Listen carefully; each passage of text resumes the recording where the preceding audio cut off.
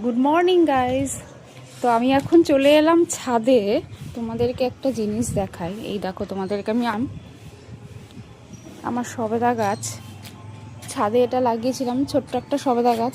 অনেক ফুল এসেছিলো জানো তো, এরকম এই দেখো ছোট্ট ছোট্ট এরকম ফুল এসেছিলো, দিয়ে তারপরে এরকম ফলও হয়েছিল। কিন্তু একটা একটা করে জানি না, স্প্রেও করেছিলাম, সবই পড়ে গেল। কিন্তু শেষে 4টে ছিল। তো আমাদের এখানে না এত বাদুড়ের উপদ্রব, দেখো এইভাবে আমরা বেঁধেও রেখেছিলাম কাপড় দিয়ে, কিন্তু তার মধ্যে থেকেও বাদুড়গুলো এসে রাতের বেলায় হেঁচড়ে সব ছিঁড়ে একদম নিচে ফেলে রেখে গেছিলো।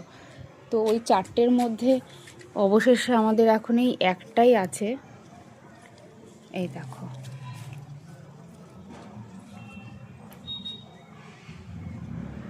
এই যে এটা হলো থাই সবেদা, এর জন্য একটু লম্বাটে হয়েছে।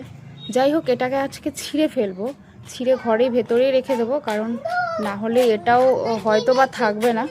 বাবা এ দেখো, এটা এটা কি হয়েছে বলো তো? এই যে গাছে আমরা কি লাগিয়েছি, এটা বলো, এটা কি কি এটা কি বলো? সবেদা? তুমি এটা ছিঁড়বে? ছেড়ো তো, যাও দেখি আমাদের ইভান বাবুকে দিয়ে ছেড়াই। এ নাও, এটা টান দাও তো জোরে। ই ই ই হচ্ছে না, হচ্ছে না, শক্ত, পারছো না? আমি ছিঁড়ি, আমাদের ইভান বাবু পারলো না, একটু শক্ত বোটা হয় তো, সত্যি শক্ত কিন্তু। বাবা এই দেখো ছিঁড়ে ফেলেছি আলটিমেট।